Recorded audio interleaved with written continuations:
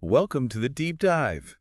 You know, Black Card Revoked, that game, well, always starts some pretty funny debates. Oh, yeah, definitely. Well, we're going a bit deeper today. We looked at excerpts from the book, also called Black Card Revoked, and, well, our mission is to really get into what this whole black card thing means in the African-American community. Yeah. It's clearly more than just trivia. Absolutely. It's way beyond, just pop culture references. We're diving into the deeper stuff. Where did this idea even come from? How's it changing today? Right. And those stereotypes that get stuck to it, which can be pretty problematic. And then ultimately, how do people kind of navigate their own Black identity authentically? Yeah, and the book excerpts you share, they cover, wow, a lot of ground. There's history, social media's role, which is huge, obviously, Yeah. challenging those old stereotypes, and just celebrating Black achievement. It's packed, It really is. It should give us a lot to talk about.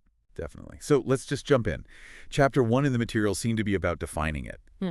So when someone talks about having a Black card in the community, like in everyday terms, what are they really saying? Well, at its core, colloquially, having that black card is really about credibility. It's about authenticity, feeling accepted. Okay. It signals that you have a certain shared cultural awareness, you understand the social landscape, and you genuinely grasp the unique experiences and the struggles, frankly, that come with being Black in America. So it's like an inside understanding. Kind of, yeah. And the book really stresses that it's not just passive, like I am Black. It's more about active engagement. Active. How so? Things like actively supporting Black-owned businesses, participating in community stuff, advocating for social justice. Those kinds of actions, they sort of contribute to earning or keeping your metaphorical Black card. Okay, so it's less about just knowing the answers in the game and more about like actively participating and understanding the community itself. That makes sense. Yeah. Now, this term, Black card, where did it even start? What's the history? Yeah, the book digs into that. It seems it started as this kind of unspoken, metaphorical membership card. Not a real card, obviously. Right, right. But it symbolized that genuine connection to Black culture, your credibility, your loyalty almost. It was a way for the community to sort of recognize and affirm that connection. Like an internal nod almost. You're one of us. Precisely. And the book points out it was, and really still is, deeply tied to Black pride and solidarity, emphasizing unity, mutual support. If you held that card metaphorically, it meant you were generally respected because you showed you understood and were committed to the community's well-being, its struggles, its successes. Okay. And over time, the book shows how it's broadened out. It evolved to mean more about cultural identity in general, pride, belonging, reflecting that shared history, the resilience, the strength. And the Black Card Revoked book specifically looks at it through that lens of authenticity today. Yeah, exactly. Authenticity and cultural credibility, especially in our modern context, seems to be a key focus. Okay, got the meaning, got the history. But the book also talks about stereotypes and expectations, right? Yeah. This black card thing isn't always simple. Oh, definitely not. The book looks at how, sometimes it's used humorously. That playful jab about whether someone's keeping up with cultural norms. Oh, Carol, you might lose your black card for that. We've all heard variations. Right, exactly. But the book also gets serious about the damaging side, that really harmful stereotype of a single monolithic Black experience. Yeah, that's a huge problem. It is. It suggests all Black people are the same experiences, beliefs, ways of acting, which is just wrong. It totally ignores the incredible diversity and leads to these really narrow, often negative assumptions. And those assumptions, the book says, aren't even consistent. They change based on other factors. Absolutely. The book discusses how expectations can shift based on, say, gender or socioeconomic status, even where you live. But you often find these underlying assumptions about, intelligence, work ethic, style, how you talk. And the book also touches on that heavy burden of representation, that feeling some Black individuals have, like they have to represent the entire race all the time. Wow. Plus, that internal struggle trying to balance who you are personally with how others see you. It's complex. It really sounds like it. Okay, let's shift gears a bit. Chapter 2, I think, was about evolution. How has this black card status changed over generations? The book traces that, right? Yes, it does. It's quite a journey. And the book explains that like way back during segregation and Jim Crow, horrible times, having that status was often linked to those amazing people who managed to succeed despite the systemic racism. The ones who broke through against all odds. Exactly. Real pioneers. Then, fast forward to the Civil Rights Movement, the 60s, The meaning shifted again. Well, the book connects it less to just individual success and more to being deeply committed to advancing rights for everyone. Think of figures like Martin Luther King Jr., Malcolm X, Rosa Parks. Icons. Right. They embodied this evolved status, not just for personal achievement, but for that unwavering fight for equality and justice for the whole community.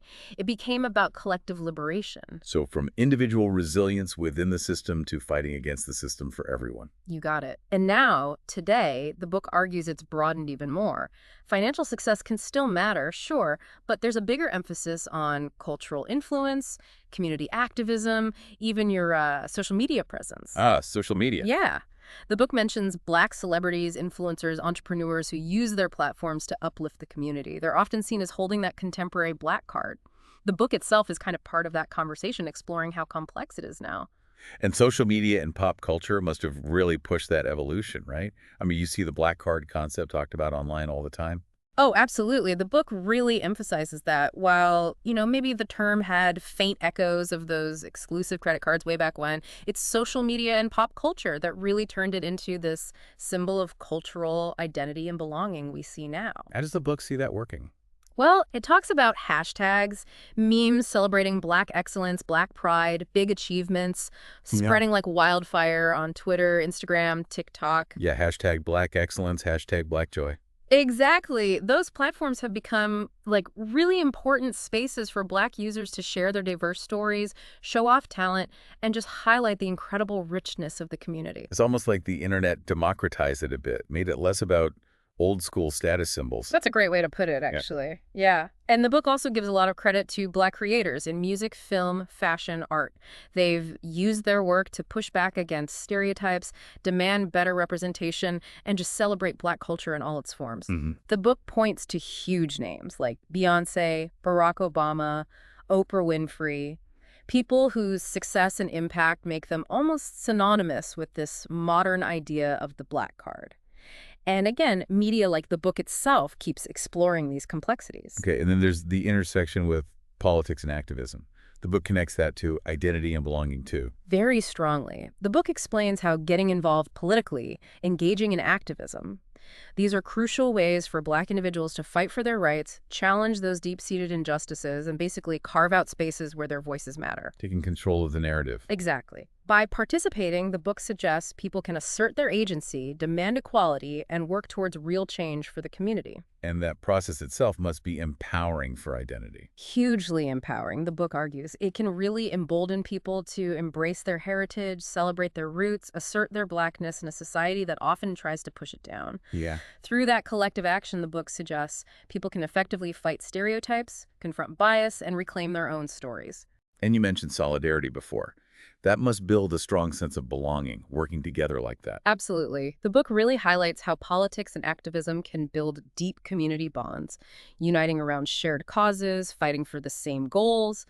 It creates powerful connections that cut across generations, geography. That collective action provides support, understanding, validation, which is so important in a world that can feel pretty hostile sometimes. The book apparently uses character experiences to show how they navigate race, power, resistance in these ways. Okay, this is all making a lot more sense. Let's talk about Chapter 3's focus. Challenging stereotypes. The book hits this hard, right? Oh, yeah, it's critical. The book goes right after several common and, frankly, damaging stereotypes about who gets to have this Black card. Like what? Well, one big one is the idea that all Black card holders are rich and privileged.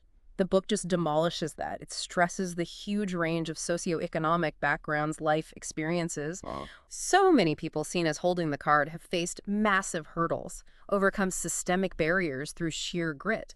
Their bank account doesn't define their connection to the culture. Such an important point. Counters that whole monolithic view again. Exactly.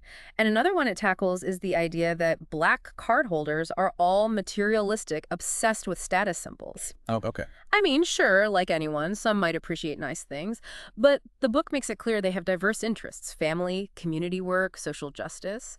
Many use whatever resources they do have to make a positive difference. And the book keeps hammering home that the community isn't uniform. Constantly, it really showcases the incredible diversity.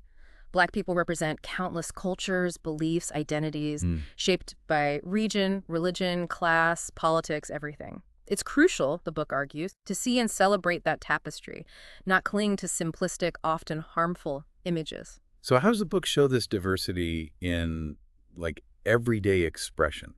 How people live their blackness? It explores all sorts of ways, showing there's no single right way. It could be through art, music, writing, fashion, language, activism, you name it.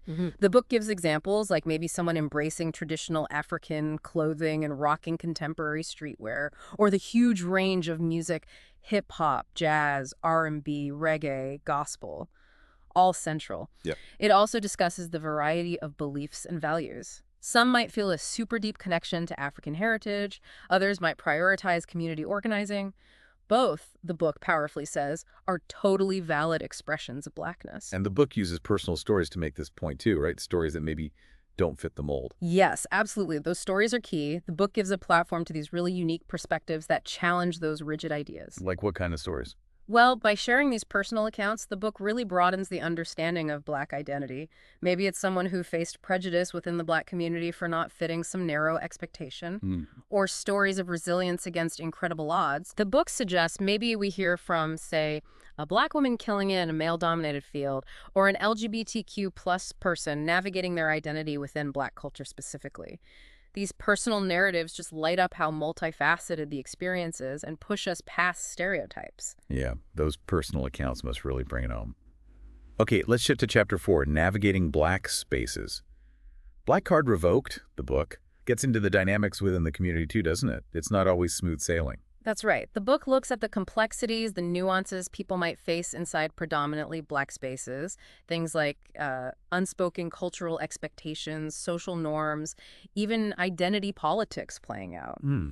And as the book discusses, this Black card idea itself can sometimes add pressure. People might feel they need to perform or stick to certain perceived codes to, keep their status or just be accepted. Wow, so pressure to conform even within the group. It can happen, yeah. And the book points out that can lead to internal conflict, feeling like you're not being your true self if you have to suppress parts of who you are to fit in. That's fascinating. And the book also looks carefully at how identities intersect within these spaces, race, obviously, but also class, gender, sexuality.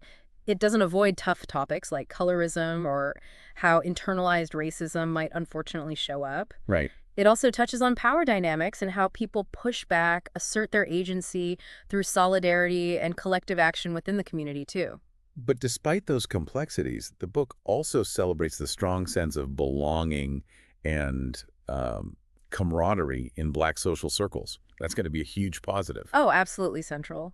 The book really emphasizes how being part of a Black community offers this unique, profound sense of connection and support. Where does that come from, according to the book? It's often rooted in those shared experiences, that common history, that cultural identity we've been talking about. It's built on mutual understanding, empathy, connecting over shared challenges like dealing with systemic racism. That shared resilience, the book argues, builds really strong unity. It's knowing you're not alone in it. Exactly. And the book also points to shared culture music, food, language, customs, how that strengthens bonds across generations, across distance. It gives this deep sense of pride and identity. Plus, these circles are often vital sources of emotional support, mentorship, advocacy, providing that sense of community that's just essential for navigating life. And another tricky topic the book tackles is code switching.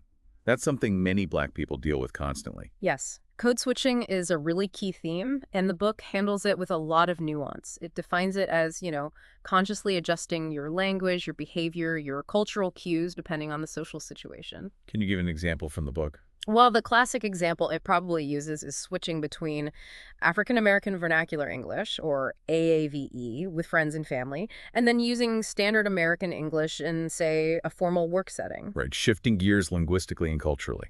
Exactly, and the book explores how complex that is. Constantly switching can be draining, mentally and emotionally.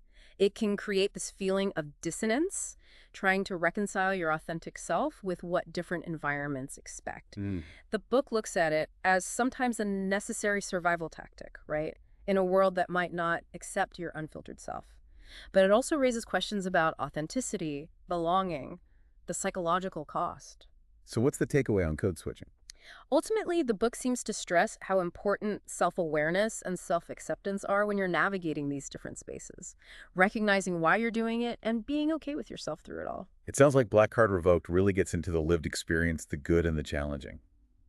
Let's move to Chapter 5, Black Excellence and Empowerment. The book definitely celebrates achievements. Oh, absolutely.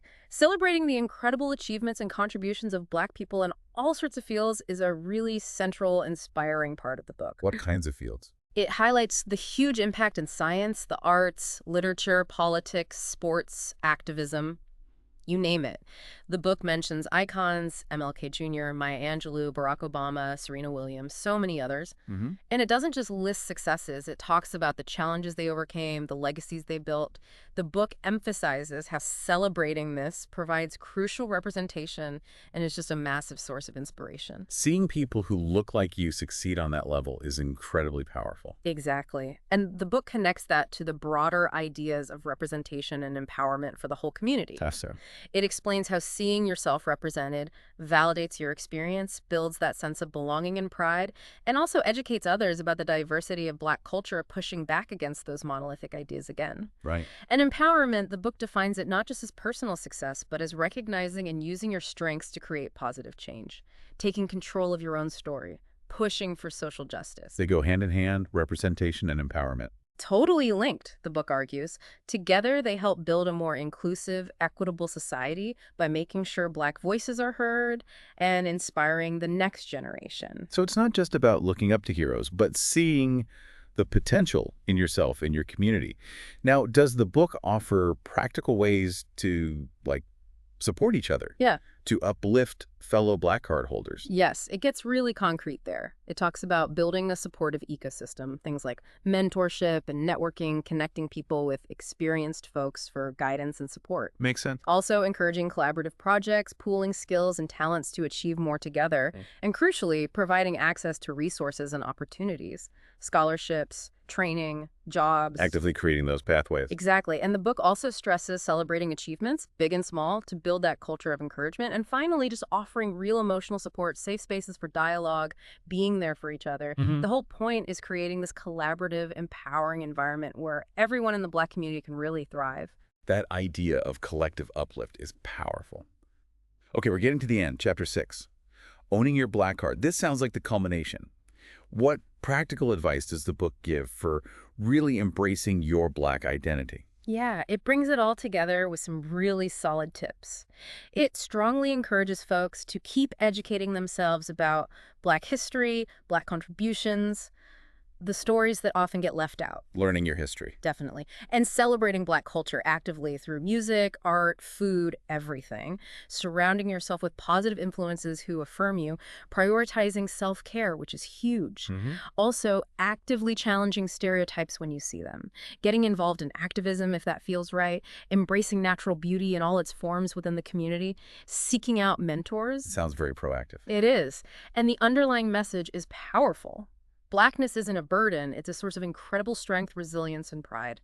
Celebrate it fully. It's about being intentional in connecting with your identity. Exactly. And the book also pushes for ongoing self-reflection, thinking about your own values in the context of the community, reflecting on the history, the traditions. Thinking inward. Yeah, and being honest about maybe confronting your own internalized biases or prejudices, we all have them, and working to unlearn harmful stuff. Having those tough conversations about race and intersectionality is part of that growth too. So it's a continuous journey of learning and evolving. Precisely.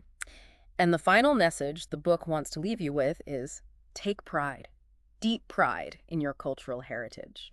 Navigate the world confidently as a proud Black Card holder. Mm-hmm. It really circles back to Black Card Revoked, the book being a celebration of the whole spectrum of Black culture. Owning that Black Card holder identity in this deeper sense means belonging, owning your cultural identity. And that understanding gives you confidence. That's the idea. By understanding the richness and the nuances of Black culture, the book suggests you can move through the world with more self-assurance, more resilience, and just an unshakable pride in who you are. Wow.